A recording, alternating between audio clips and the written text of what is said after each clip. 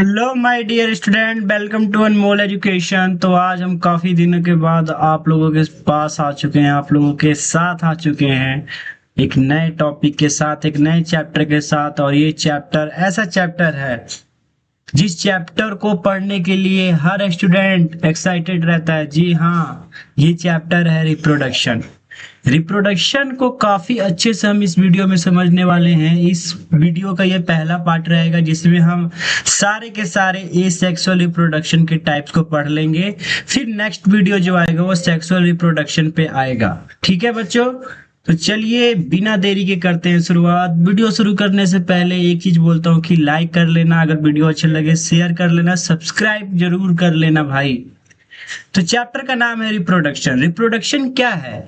देखिए, रिप्रोडक्शन भले ही nutrition, digestion और एस्पिरेशन की तरह उतना इम्पोर्टेंट लाइफ प्रोसेस ना हो, लेकिन ये एक ऐसा प्रोसेस है जो लाइफ की कंटिन्यूटी यानी लाइफ के जो अलग अलग स्पीसीज के जो एक्सटिंक्शन है उनको बचाता है। ठीक है, इसी के वजह से आज स्पीसीज की कंटिन्यूटी बनी हुई है अर्थ पे।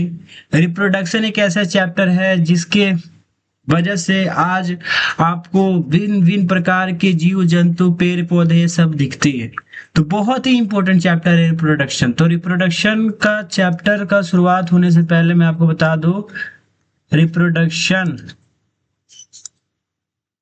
तो reproduction is the process by which living organism produce offspring similar to themselves, while it is not essential for survival of an individual organism unlike respiration or digestion। मतलब इसमें वही कह रहा है जो मैं आप लोगों को पहले बताया था कि रिप्रोडक्शन एक ऐसा प्रोसेस है जिसमें लिविंग ऑर्गेनिज्म, जितने भी लिविंग ऑर्गेनिज्म हैं, चाहे वो यूनिसेलुलर हो, चाहे मल्टी सेलुलर हो, चाहे वर्टिब्रेट्स हो, चाहे इनवर्टिब्रेट्स हो, चाहे एनिमल्स हो, चाहे प्लांट्स हो, हर लिविंग ऑर्गेनिज्म क्या करता है? अपने जैसा, बिल्कुल सिमिलर टू देमसेल्फ, अपने जैसा ऑफ स्प्रिंग को प्रोड्यूस करता है इस प्रोसेस के थ्रू।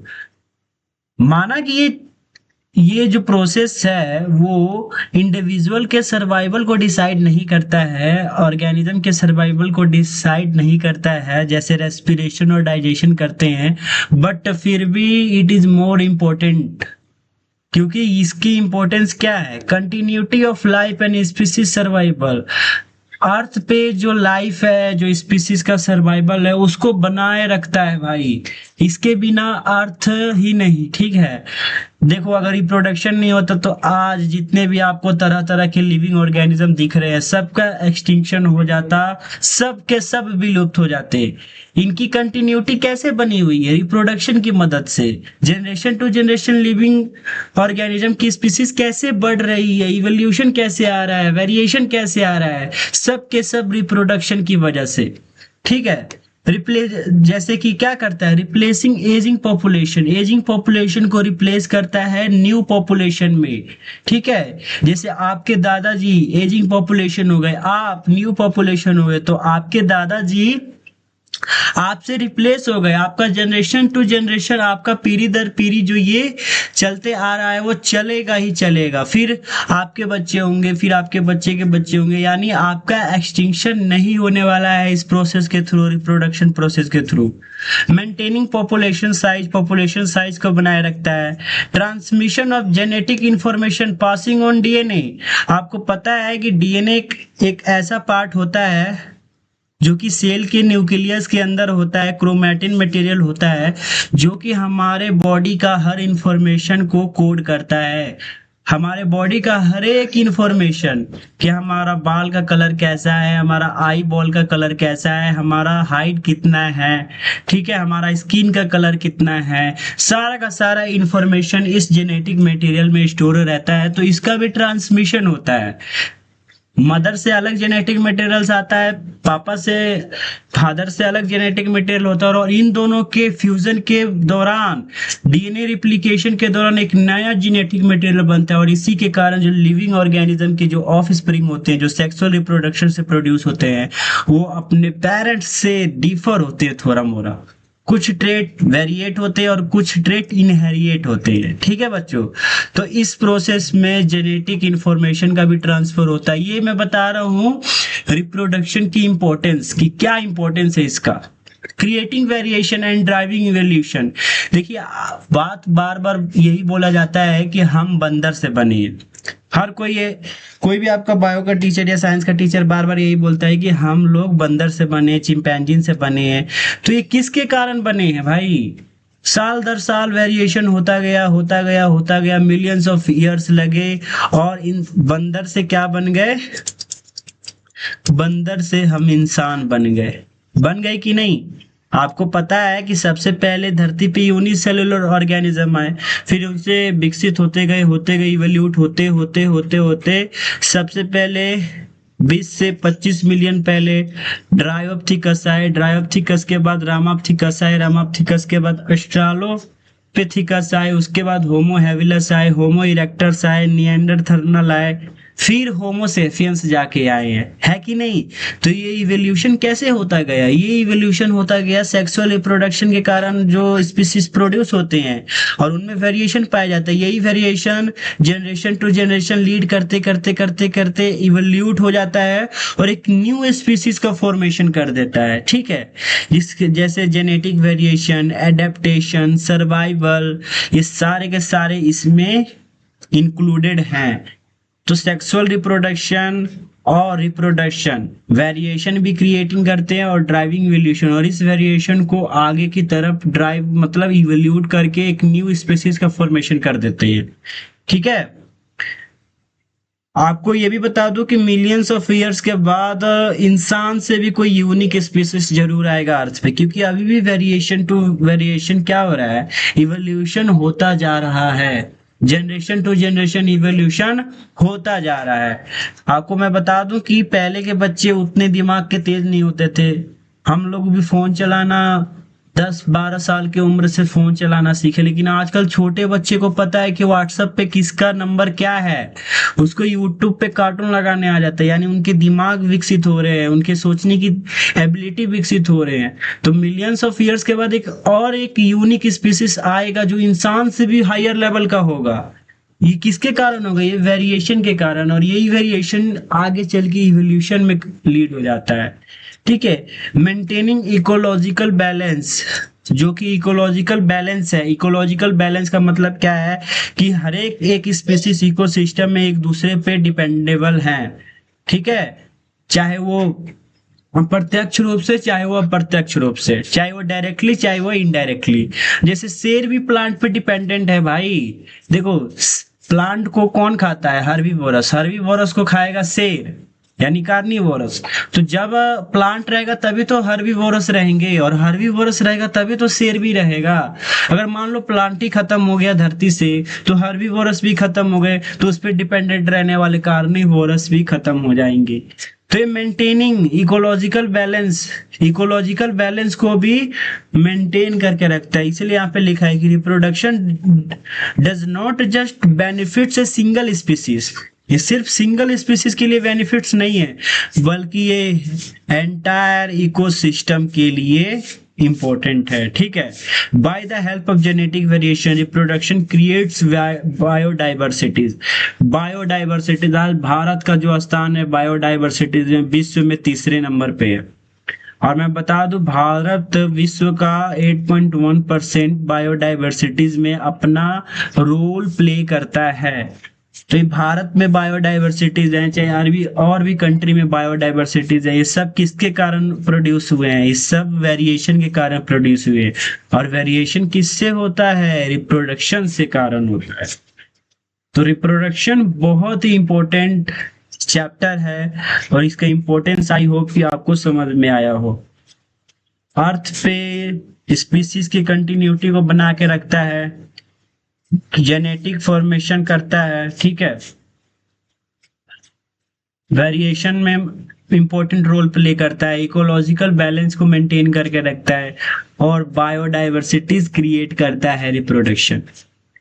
अब आते हैं हम टाइप्स ऑफ रिप्रोडक्शन के बारे में। सबको पता है कि रिप्रोडक्शन के 2 टाइप्स होते हैं। एक होता है एसेक्सुअल रिप्रोडक्शन और एक होता है सेक्सुअल रिप्रोडक्शन। एक सेक्सुअल रिप्रोडक्शन उस रिप्रोडक्शन को कहते हैं जिसमें ओनली वन पेरेंट, क्या होता है, ओनली वन पेरेंट इन्वॉल्व रहता है और एक यही पेरेंट अपने जैसा, बिल्कुल अपने जैसा, सिमिलर, जिसको आइडेंटिकल भी बोलेंगे, बिल्कुल अपने जैसा एक न्यू ऑफ स्प्रिंग यानी न्यू संतान की उत्पत्ति कर देता है। ठीक है, बिल्कुल अपने जैसा एक ही पेरेंट जब एक न्यू संतति की उत्पन्न कर देता है तो उसी को हम कहते हैं asexual reproduction. Asexual reproduction is the type of reproduction in which only a single individual reproduces a new living organism by itself। खुद से ही सिंगल इंडिविजुअल क्या करता है, न्यू लिविंग ऑर्गेनिज्म को प्रोड्यूस करके देता है। इसमें सिर्फ एक पेरेंट्स इन्वॉल्व होते हैं। It does not play any role in variation, क्योंकि एक ही पेरेंट से बन रहा है तो ना जेनेटिक का रिप्लिकेशन हो रहा है, ना जेनेटिक ट्रांसफर हो रहा है, ना जेनेटिक वेरिएशन का ट्रांसमिशन हो रहा है। तो इसी के कारण क्या है कि डीएनए रिप्लिकेशन भी नहीं हो रहा है, तभी तो न्यू जेनेटिक मटेरियल का फॉर्मेशन नहीं हो रहा है। तो इसके कारण एसेक्सुअल रिप्रोडक्शन से प्रोड्यूस प्रोजेनी में वेरिएशन नहीं पाया जाता है, क्योंकि ऑफ स्प्रिंग अपने पेरेंट्स के क्या होते हैं, आइडेंटिकल होते हैं, यानी इसी को हम क्लोन कहते हैं। ये कहाँ कहाँ देखने को मिलता है, लोअर ग्रुप ऑफ एनिमल्स जैसे फंगी, बैक्टीरिया, ठीक है, एंड प्लांट में देखने को मिलता है। ठीक है, it is simple process, simple process होता है, बहुत कम समय लगता है ऑफ स्प्रिंग को प्रोड्यूस होने में।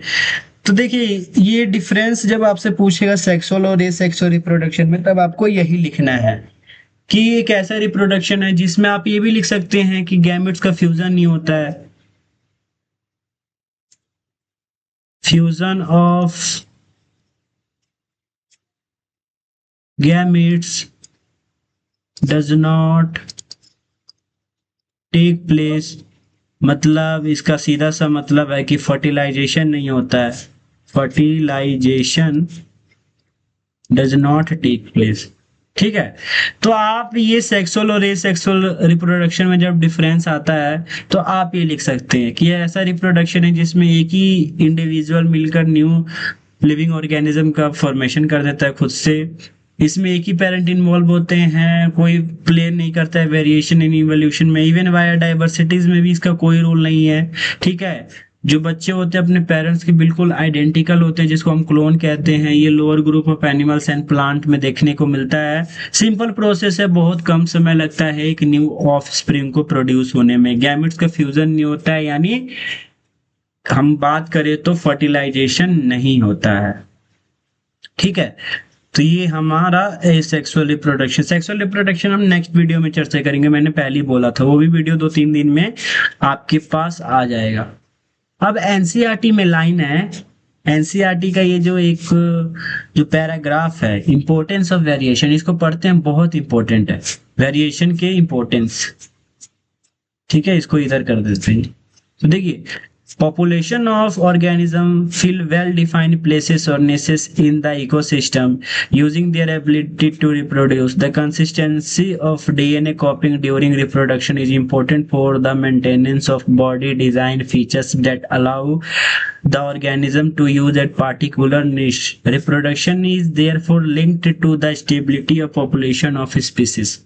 कह रहा है कि population of organism fill well defined places, जो ऑर्गेनिज्म का पॉपुलेशन है वो वेल डिफाइंड तभी होगा उनके प्लेसेस के अकॉर्डिंग, उनके निशेस के अकॉर्डिंग, यानी उनके फीचर्स के अकॉर्डिंग। इसका मतलब उनके निशेस यानी उनके फीचर्स के अकॉर्डिंग। ठीक है, in the ecosystem using their ability to reproduce, अपने एबिलिटी को यूज करते हैं रिप्रोड्यूस करने के लिए। डीएनए का जो कॉपिंग का कंसिस्टेंसी है वो बहुत इंपॉर्टेंस है, जिससे वो बॉडी के फीचर, डिजाइन फीचर्स को मेंटेन करके लगता है। इससे ऑर्गेनिज्म को अलाउ मिलता है कि वो पार्टिकुलर निश में स्टेबिलिटी ऑफ पॉपुलेशन स्पीसीज, यानी ये अपने जो उनके लिए फेवरेबल क्या हैबिटेट है, वहां पे वो अपने स्पीसीज के स्टेबिलिटी के यानी अपने स्पीसीज के नंबर को और ज़्यादा इंक्रीज कर सकते हैं, स्टेबिलिटी कर सकते हैं, पॉपुलेशन स्टेबिलिटी में एक अहम रोल प्ले कर सकते हैं। However niches can change because of reason beyond the control of organism, temperature on earth can go up and down.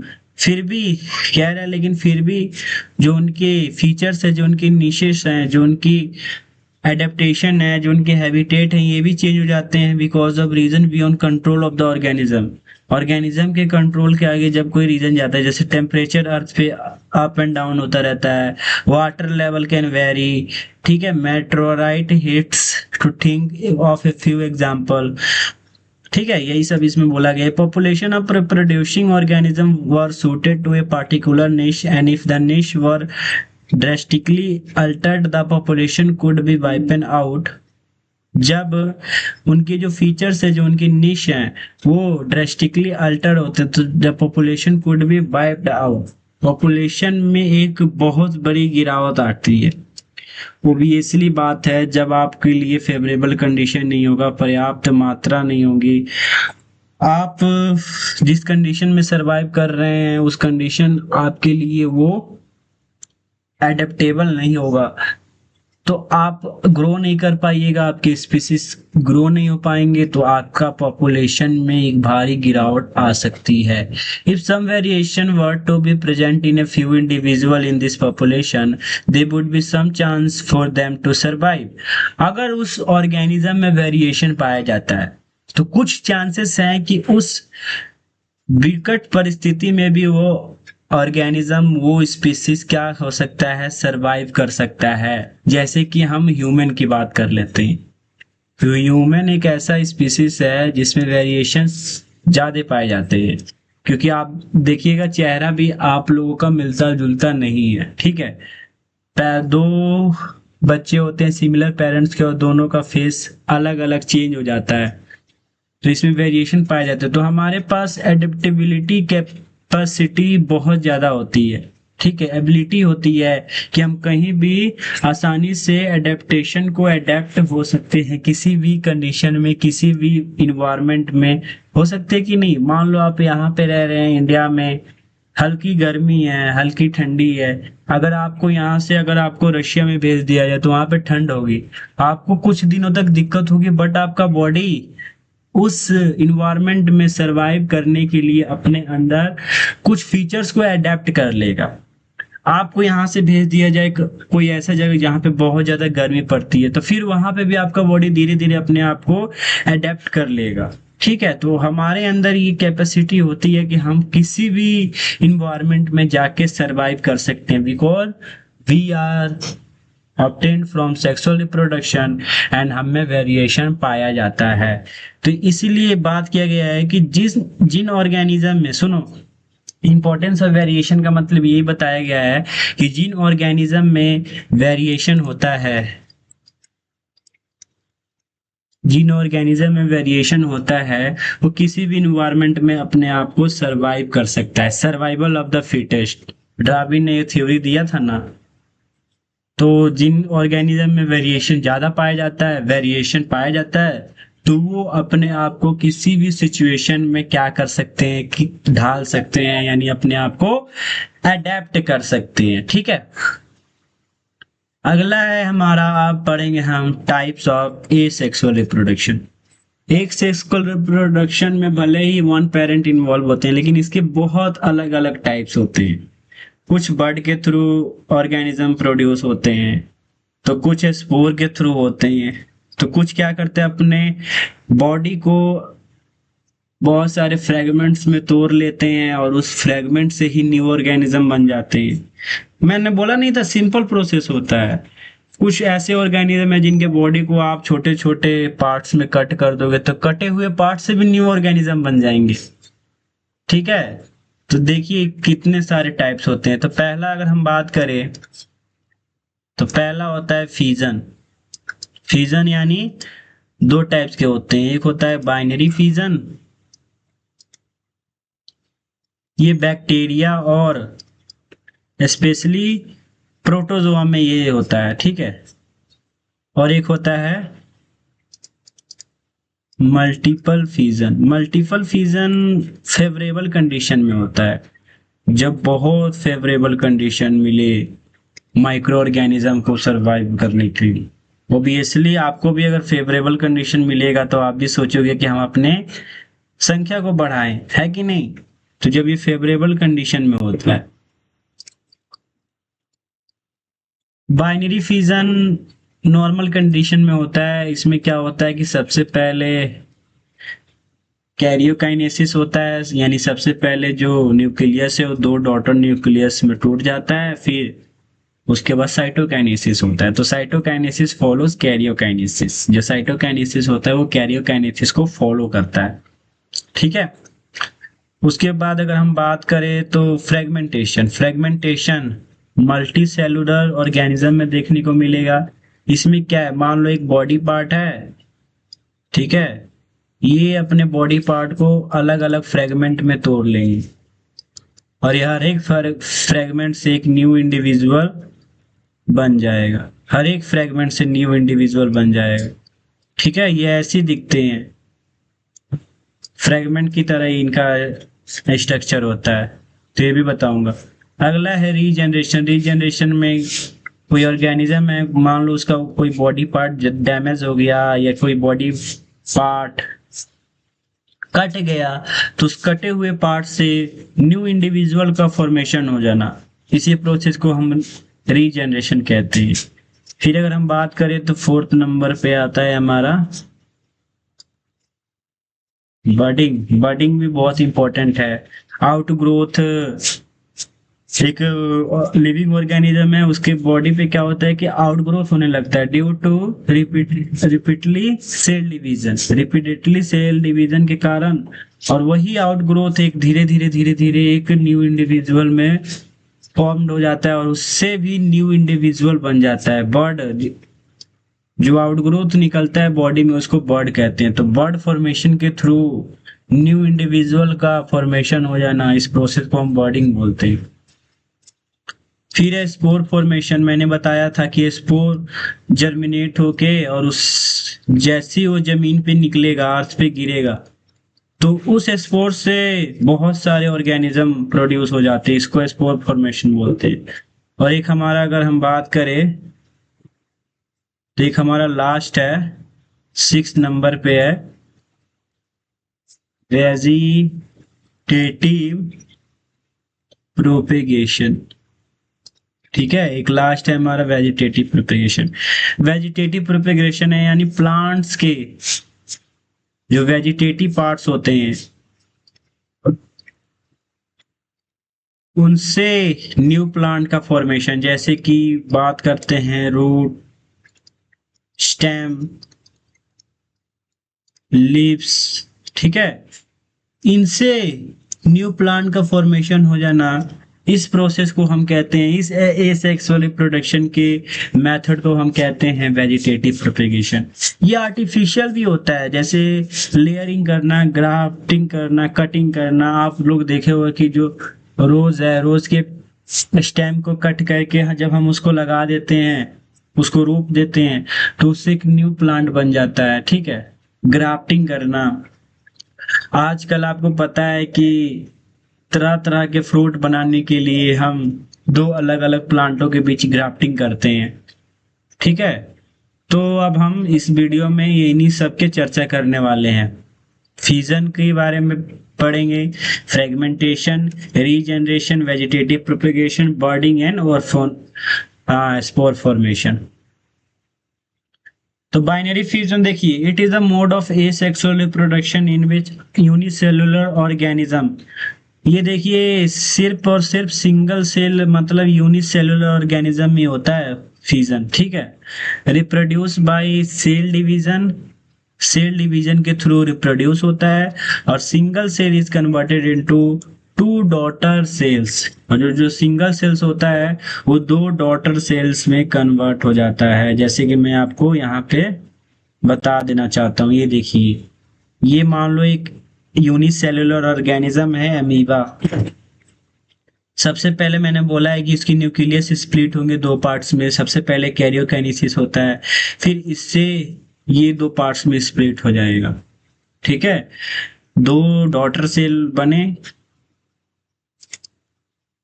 और इन्हीं डॉटर सेल को हम कहते हैं प्रोजेनी, और इस प्रोसेस को हम कहते हैं बाइनरी फिजन। तो बहुत आसान है, देखो एक सेल दो सेल में कन्वर्ट हो जाता है by the help of cell division. सबसे पहले इसमें क्या होता है, कहाँ गया सबसे पहले क्या होता है कैरियोकाइनेसिस, कैरियोकाइनेसिस, ठीक है। फिर उसके बाद होता है साइटोकाइनेसिस।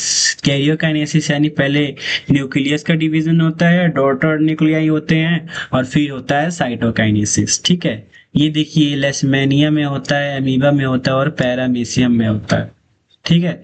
लेशमेनिया एक ऐसा ऑर्गेनिज्म है, एनसीईआरटी में लिखा है, जो कि काला अजर को कॉज करता है। काला अजर यानी ब्लैक फीवर, यानी ये बुखार बहुत तेज होता है और जल्दी उतरता ही नहीं है। इसके जो सिम्टम्स हैं, बॉडी का पीलापन दिखना, बॉडी में हमेशा थकान महसूस करना, वजन का बहुत तेजी से कम हो जाना, ठीक है। तो ये जो बीमारी होता है वो लेशमेनिया से होता है। और एक लेशमेनिया एक ऐसा ऑर्गेनिज्म है जो कि ये भी बाइनरी फिजन से प्रोड्यूस होता है। आपको मैं दिखा रहा हूँ बाइनरी फिजन इन लेशमेनिया, आपको दिख रहा है ना।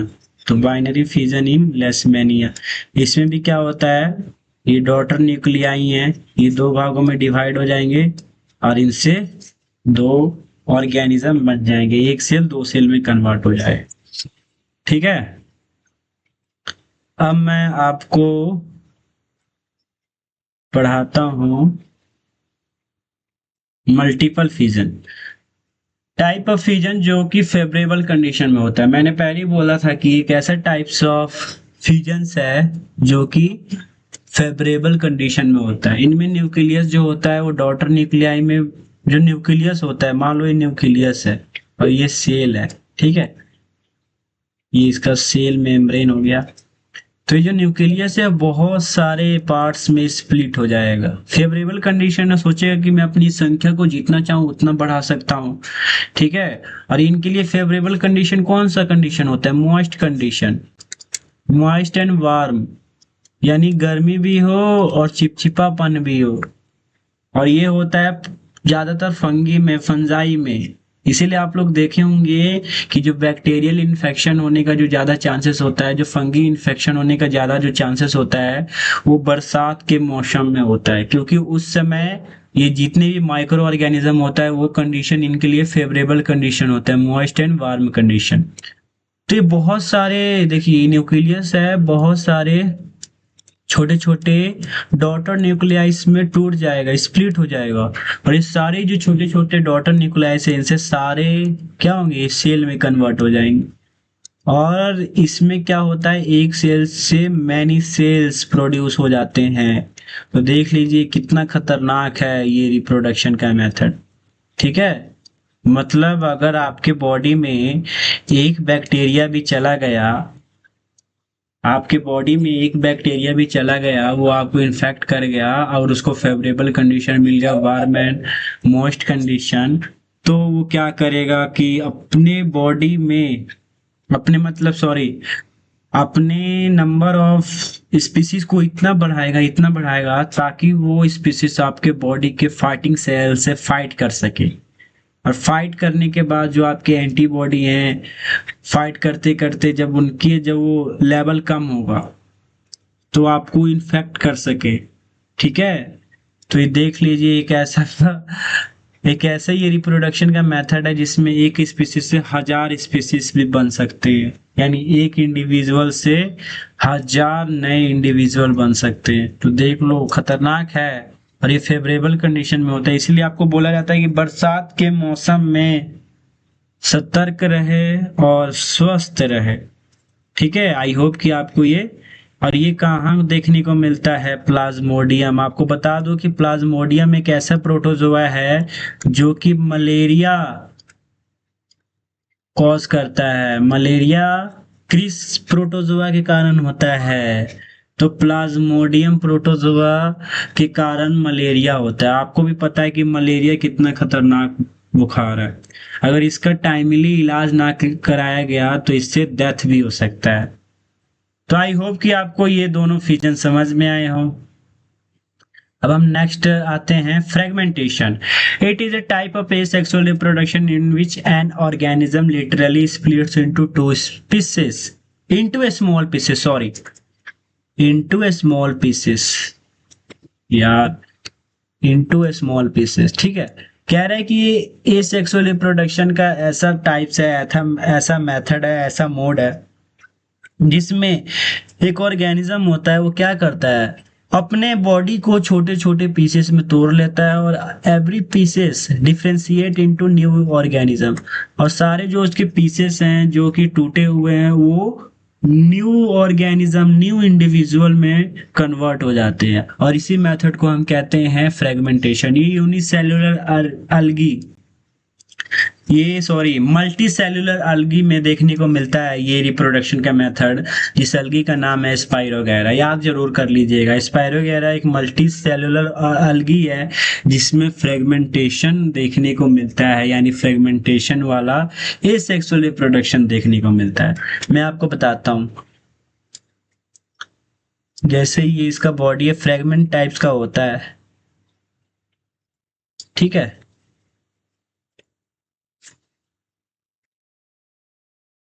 ये इसका बॉडी है, फ्रेगमेंट टाइप्स के होते हैं। ये क्या होगा, जब इसका रिप्रोडक्टिव स्टेज आएगा तो ये अपने बॉडी को ऐसे छोटे छोटे स्मॉल स्मॉल पीसेस में ब्रेक डाउन कर लेगा, यानी स्प्लिट, टूट जाएगा, और इससे न्यू इंडिविजुअल कन्वर्ट हो जाएंगे। हर टूटे हुए पार्ट से न्यू इंडिविजुअल बन जाएंगे। तो ये भी बहुत अच्छा मेथड है इस सेक्सुअल रिप्रोडक्शन का, ठीक है। और इसी मेथड को हम कहते हैं, फिर बाद में इनका मैच्योरेशन होगा और इन पे ये छोटे छोटे नोट्स टाइप स्ट्रक्चर आ जाते हैं, ठीक है। तो देख लीजिए ये भी बहुत अच्छा मेथड है ये सेक्सुअल रिप्रोडक्शन का, ठीक है। क्यों? क्योंकि वन इंडिविजुअल से मैनी इंडिविजुअल बन जा रहे हैं, प्रोड्यूस हो जा रहे हैं, है कि नहीं। एक इंडिविजुअल से बहुत सारे इंडिविजुअल प्रोड्यूस हो जा रहे हैं। तो ये भी एक बहुत अच्छा मेथड है ये सेक्सुअल रिप्रोडक्शन का। आई होप कि आपको समझ में आया हो। तो अगला जो हमारा रिप्रोडक्शन का मेथड है वो है रीजनरेशन। रीजनरेशन एक ऐसा मेथड है ये सेक्सुअल रिप्रोडक्शन का जिसमें डैमेज और cut parts of living organism lead to a new organism. मैं आपको बता दूं, ये ऐसा ए सेक्सुअल रिप्रोडक्शन का मेथड है जिसमें मान लो कोई ऑर्गेनिज्म है, उसका कोई पार्ट कट गया तो उस कटे हुए पार्ट से न्यू ऑर्गेनिज्म का फॉर्मेशन हो जाता है, कटे हुए पार्ट से न्यू ऑर्गेनिज्म का फॉर्मेशन हो जाता है, इस कटे हुए पार्ट से न्यू ऑर्गेनिज्म का फॉर्मेशन हो जाता है, ठीक है। देख लो, बाद में मैच्योरेशन फेज आता है और मैच्योर हो जाते हैं।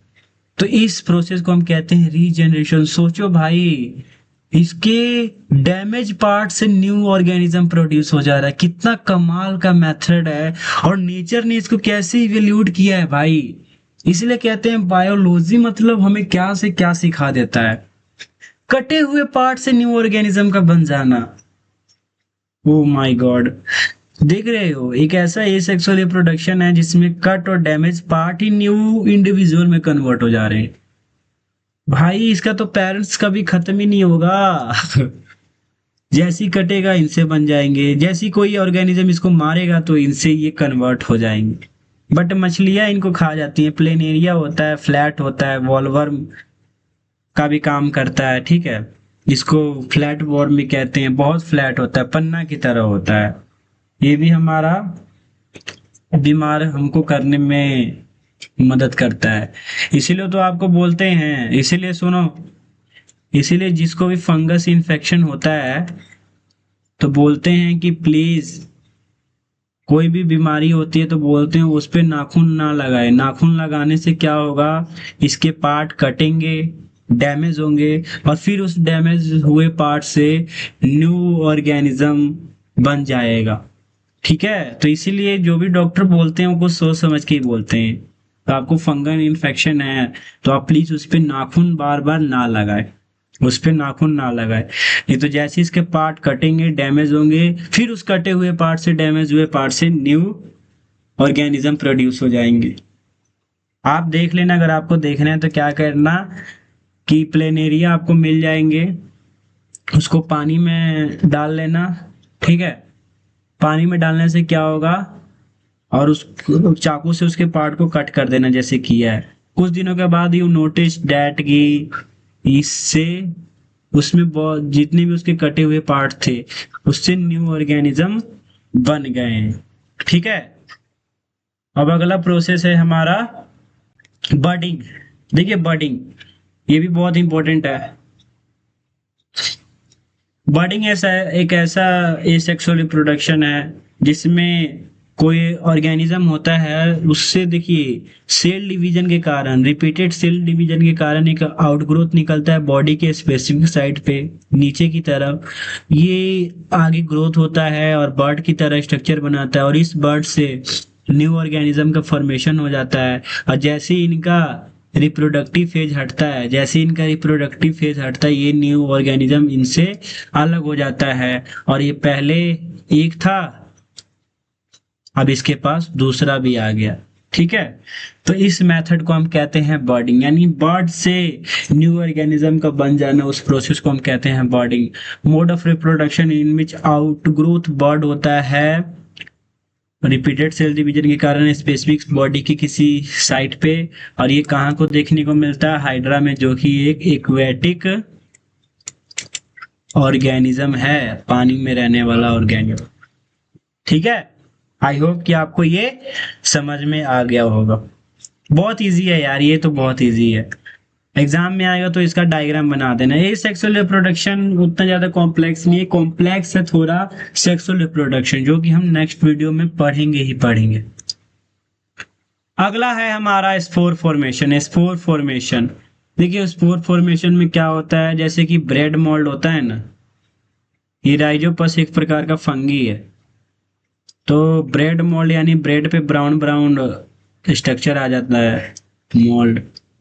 ठीक है, तो वो जो स्ट्रक्चर आता है ब्रेड मोल्ड पे, जो ब्राउन ब्राउन जो होता है, वो फंगी के कारण होता है, फंगी। और उस फंगी को हम कहते हैं राइजोपस। ठीक है, ये राइजोपस क्या करता है कि इस राइजोपस में ये जो आपको स्ट्रक्चर दिख रहा है ये हाइफी है। ठीक है, ब्रेड मोल्ड यहाँ पे लिखा है, देखो ब्रेड मोल्ड। ठीक है, जिसको हम राइजोपस कहते हैं। ये इसका रिप्रोडक्टिव फेज नहीं है, लेकिन आगे चल के ये छोटे छोटे ब्लॉब बनाते हैं, और जिसमें जो ये इसके रिप्रोडक्शन में एक इम्पोर्टेंट रोल प्ले करता है। ये जो छोटे छोटे आपको स्ट्रक्चर दिख रहे हैं, ये बॉल है। ठीक है, जो कि इसका रिप्रोडक्टिव फेज होता है, और इस बॉल को हम स्पोरेंजिया बोलते हैं। एस्पोरेंजिया क्यों बोलते हैं सर एस्पोरेंजिया? बिकॉज इसमें स्टोर कौन होता है, स्पोर्स। स्पोर्स स्टोरेज होता है, तो इसीलिए इसको कहते हैं स्पोरेंजिया। कोई पूछेगा कि ब्लॉब को स्पोरेंजिया क्यों बोलते हैं, क्योंकि बोलना कि उस ब्लॉब लाइक स्ट्रक्चर में छोटे छोटे स्पोर्स, जो कि राइजोपस का रिप्रोडक्टिव स्टेज होता है, ठीक है, वो स्टोर होते हैं, इसीलिए इस चैम्बर को हम कहते हैं स्पोरेंजिया। ठीक है, विच कंटेन सेल और spores that can eventually develop into Rhizopus, जो कि क्या करते हैं, जैसे स्पूल ब्रस्ट होगा, ब्रस्ट होगा, और ब्रस्ट होने के कारण ये स्पोर्स नीचे गिरेंगे, यानी ब्रेड पे गिरेंगे। ठीक है, और इससे राइजोपस बन जाएगा। इससे क्या बन जाएगा, राइजोपस। हर एक स्पोर से राइजोपस बन जाएगा। तो सोचो, ये तो भाई एक स्पीसीज से, एक ब्रेड मोल्ड से, एक राइजोपस से लाखों राइजोपस बन जा रहे हैं। तो ये भी कमाल का ये सेक्सुअल रिप्रोडक्शन का मेथड है। तो आपसे कोई पूछेगा कि स्पोर फॉर्मेशन क्या है, तो कहना है कि ब्रेड मोल्ड टाइप्स का एक फंगी होता है, और उस फंगी में हाइफी लगे होते हैं। हाइफी के ऊपर एक ब्लॉब लाइक स्ट्रक्चर होता है जिसको स्पोरेंजिया बोलते हैं। वो बहुत सारे छोटे छोटे स्पोर्स को कंटेन करके रखता है। जैसे इसका रिप्रोडक्टिव स्टेज आता है, जो स्टोर्स जो ब्लॉब होते हैं जिसमें बहुत सारे स्पोर्स स्टोर हैं, वो ब्रस्ट हो जाते हैं, फट जाते हैं, और फटने के कारण बहुत सारे स्पोर्स नीचे गिरेंगे, और हर एक स्पोर्स एक न्यू इंडिविजुअल में कन्वर्ट हो जाएगा, जिसको हम कहेंगे राइजोपस। तो एक इंडिविजुअल से लाखों इंडिविजुअल इसमें प्रोड्यूस हो जाएंगे। ठीक है, तो ये भी कमाल का प्रोसेस सेक्सुअल रिप्रोडक्शन का मेथड है राइजोपस। अब आते हैं हमारा सबसे लास्ट ये सेक्सुअल रिप्रोडक्शन, और ये बहुत ही इंपॉर्टेंट है बच्चों, वेजिटेटिव प्रोपेगेशन। वेजिटेटिव प्रोपेगेशन यानी प्लांट के अलग अलग पार्ट से, प्लांट के वेजिटेटिव पार्ट से न्यू प्लांट का फॉर्मेशन हो जाना, भाई इसी को हम कहते हैं vegetative propagation. It is a type of asexual reproduction found in plant. It occurs when a new plant grow from a vegetative part. ये कभी होता है जब न्यू प्लांट वेजिटेटिव पार्ट से ग्रो होते हैं, जैसे कि रूट्स, स्टेम्स और लीफ। ठीक है, तो मैं आपको बता दूं कि रूट से, देखो ये लिप्स से, तो ब्रायोफाइलम, ब्रायोफाइलम एक ऐसा ऑर्गेनिज्म है जिसमें न्यू प्रोजेनी उसके लिप्स से ही प्रोड्यूस होते हैं। जैसे लीव्स ऑफ ब्रायोफाइलम है, ब्रायोफाइलम का लिप्स है, प्लांट है एक ब्रायोफाइलम, और उसके लिप्स पे देखिए छोटे छोटे बर्ड्स निकल जाते हैं, और ये सारे बर्ड्स एक न्यू ब्रायोफाइलम में कन्वर्ट हो जाएंगे। ठीक है, रूट, जो आप ये स्वीट पोटैटो खाते हैं, स्वीट पोटैटो है ना, ये रूट होता है, प्लांट का रूट होता है। ठीक है, उसमें बहुत सारे फूड रिजर्व होते हैं स्वीट पोटैटो। फिर स्टेम्स, बाय स्टेम्स के थ्रू देख लो, ट्यूबर्स, ट्यूबर्स यानी जो हम पोटैटो खाते हैं, पोटैटो, आलू प्लांट का रूट्स नहीं स्टेम होता है, जिसको हम ट्यूबर्स बोलते हैं। रनर, रनर कहाँ देखने को मिलता है? रनर मिलता है स्ट्रॉबेरी में, स्ट्रॉबेरी में। इसमें क्या होता है, प्लांट हॉरिजेंटली, मान लो ये ग्राउंड है, ग्राउंड के अलोंग प्लांट हॉरिजेंटली ग्रो करते हैं, और यहाँ पे जगह जगह पे प्लांट में आपको पता है कि नोट्स लगे होते हैं, और ये नोट्स के, अब इस पे इसको मिट्टी मिला, अब इस नोट्स पे जर्मिनेशन स्टार्ट हुआ, तो ऊपर की तरफ शूट एपिकल मेरिस्टेम निकला और नीचे की तरफ रूट एपिकल मेरिस्टेम निकला, और ये इससे भी एक न्यू स्ट्रॉबेरी का प्लांट कन्वर्ट हो गया। जो लेमन को देखने को मिलता है ना, लेमन भी क्या हॉरिजेंटली ग्रो करता है। आपने देखा होगा कि नींबू का पेड़ लंबा होता है, नहीं, नींबू का पेड़ हॉरिजेंटली होता है कि नहीं, हॉरिजेंटली ग्रो करता है। तो राइजोम्स, बार बार बहुत इंपॉर्टेंट है, इसको याद कर लेना। पूछेगा कि कौन सा ऐसा इसमें से प्लांट है जिसमें ये सेक्सुअल रिप्रोडक्शन राइजोम्स के थ्रू होता है, यानी वेजिटेटिव प्रोपगेशन राइजोम्स के थ्रू होता है। तो भाई जिंजर एंड टर्मरिक, हल्दी और अदरक में राइजोम के थ्रू सेक्सुअल रिप्रोडक्शन होता है। और बल्ब, लहसुन प्याज,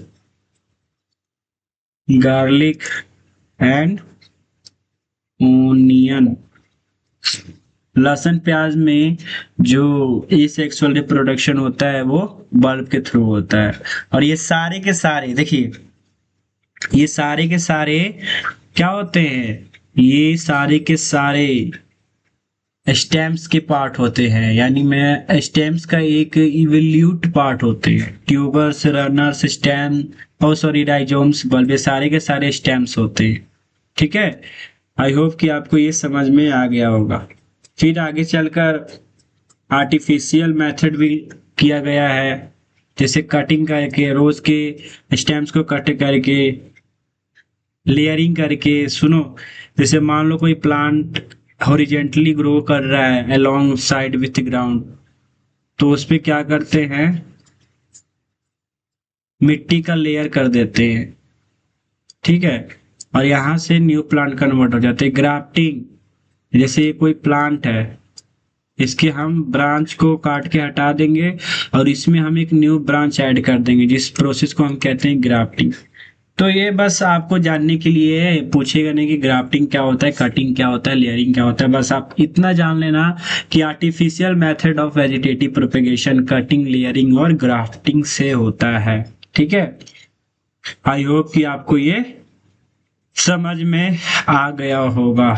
चलिए बच्चों, लास्ट टॉपिक है टिश्यू कल्चर। ठीक है, टिश्यू कल्चर की हम बात करें तो टिश्यू कल्चर होता क्या है। टिश्यू कल्चर जनरली ये लैब में किया जाता है, लेबोरेटरी में इसको परफॉर्म किया जाता है। ठीक है, इसमें क्या होता है, in tissue culture new plants are grow by removing tissue और separating cells from the growing tip of a plant. The cells are then placed in an artificial medium where they divided rapidly to form a small group of cells जिसको हम callus बोलते हैं। The callus is transferred to another medium containing a hormone for growth and differentiation. The plantlets are then placed in the soil so they can grow into mature plants. Using tissue culture, many plants can be grown from one parent in disease-free condition. This technique is commonly used for ornamental plant.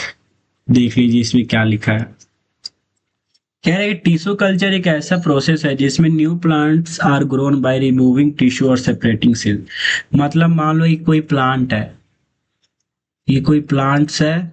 ठीक है, plant से हमने क्या किया कि कोई किसी जो देखो रिमूविंग टिश्यू, एक टिश्यू को हमने इससे लिया, किसी भी प्लांट का छोटा सा उसके पार्ट्स को लिया, यानी टिश्यू को ही लिया या फिर सेल्स को लिया। सेल्स, ठीक है, कॉम्बिनेशन ऑफ सेल्स को हम टिश्यू कहते हैं। इस सेल्स को क्या किया, हमने एक मीडियम में ग्रो कराया। हमने एक मीडियम में ग्रो कराया, आर्टिफिशियल में बोला नहीं, ये लेबोरेटरी में होता है। तो इसको हमने मीडियम में ग्रो कराया, जिससे रैपिडली डिवाइड किया और एक कैलस बॉडी बनाया। एक कैलस बॉडी बनाया, फिर इस कैलस बॉडी को हमने एक और मीडियम में डाला। इस कैलस बॉडी को हमने एक और मीडियम में डाला जिसमें हम बहुत सारे न्यूट्रिएंट्स रखे हैं। ठीक है, जो प्लांट की ग्रोथ के लिए हेल्पफुल रहेगा। इसमें प्लांट हार्मोन है, जैसे कि आपको बता दो, ऑक्सिन हार्मोन प्लांट की ग्रोथ के लिए मदद करता है। जिबेरेलिन हार्मोन ये सेल डिवीजन में है, सॉरी स्टेम इलोंगेशन में मदद करेगा। साइटोकाइनिन हार्मोन, ये साइटोकाइनिन हार्मोन ये सेल डिवीजन में मदद करेगा। एब्सिसिक एसिड, जो कि आपको पता है कि मतलब एब्सिशन होता है, यानी प्लांट्स के लीफ को फॉल होने से रोकता है, बुढ़ापे को बचाता है। ठीक है, तो ये सब ये प्लांट के हार्मोन का कंसंट्रेशन इसमें बहुत ज्यादा हाई होता है। कंसंट्रेशन हाई होने के कारण ये जो कैलस बॉडी है और ये जो न्यूट्रिएंट्स भी हैं ये भी इसमें बहुत ज्यादा हाई होते हैं, जिसके कारण ये कैलस बॉडी बहुत अच्छे से ग्रो करता है और एक छोटे प्लांट्स यानी प्लेटलेट्स में कन्वर्ट हो जाता है। कैलस बॉडी प्लांटलेट्स में कन्वर्ट हो जाता है। फिर इस प्लांटलेट्स को हम यहाँ से निकाल के इसको सॉइल में हम लगा देते हैं और इससे हम डिजीज फ्री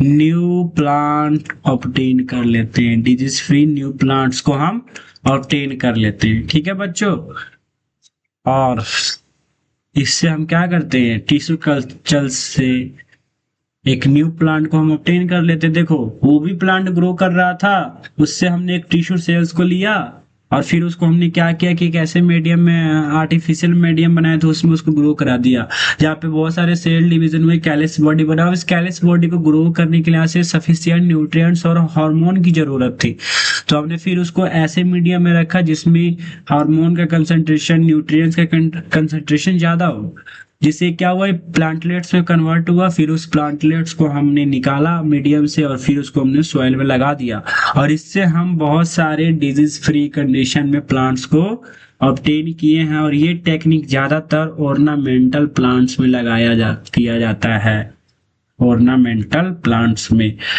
तो इसी के साथ हमारा ये सेक्सुअल रिप्रोडक्शन होता है समाप्त। अगली वीडियो में हम चर्चा करेंगे सेक्सुअल रिप्रोडक्शन के बारे में। ठीक है, तो कुछ क्वेश्चन ले लीजिए। एनसीईआरटी के क्वेश्चन है, how does binary fission differ from multiple fission, तो जिसमें एक सेल से दो सेल कन्वर्ट होता है, उसको बाइनरी फिजन बोलते हैं, और इसमें एक सेल से मल्टीपल सेल कन्वर्ट होता है इन फेवरेबल कंडीशन, जैसे मॉइस्ट कंडीशन, वार्म कंडीशन, उसको मल्टीपल। ये आप लोग कर लेना। How will an organism be benefited produced through spores.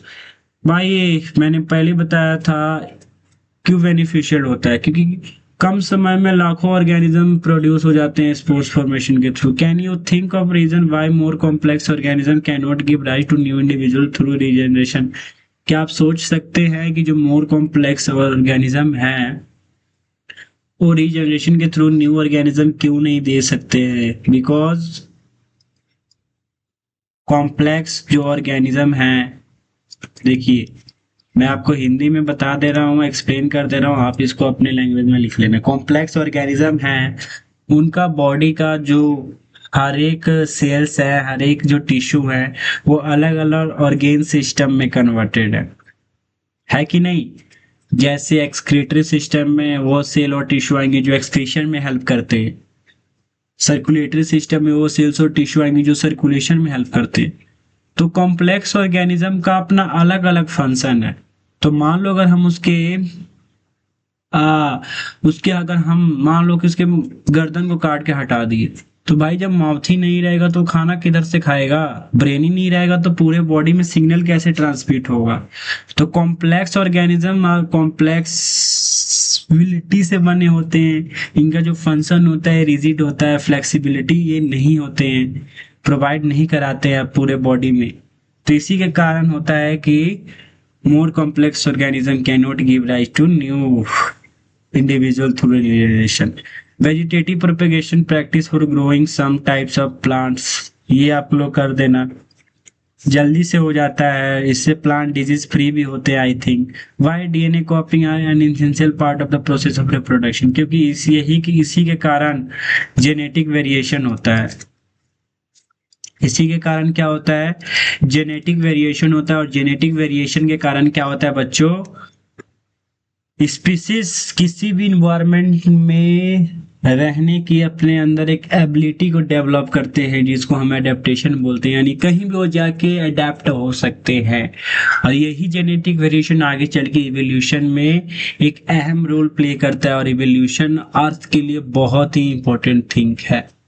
अगर मान लो आज इंसान बंदर ही रहता, बंदरों की तरह सोचता, तो आज जो इस तरीके की टेक्नोलॉजी है, जो आप एसी में बैठ के पढ़ रहे हो, चाहे मैं आपको पीसी पे पढ़ा रहा हूँ, ये सब होता ही नहीं होता बच्चों, नहीं होता। जो हम लोग ऑनलाइन पढ़ रहे हैं, यूट्यूब है, सब ये सोचने की कैपेसिटी के कारण ही हो रहा है। तो बच्चे का ब्रेन दिन पे दिन क्या हो रहा है? बहुत ज्यादा ब्रिलियंट होते जा रहा है। बट आप लोग इस ब्रेन का यूज सही दिशा में लगाइए, सही मार्ग पे लगाइए, तभी आप बहुत आगे बढ़ पाएंगे। तो इसी के साथ आपको मैं कहता हूँ थैंक यू। ठीक है, 2-3 दिन के बाद पार्ट 2 जरूर आएगा, ये सेक्सुअल रिप्रोडक्शन का। नोट्स बनाते रहिए। देखिए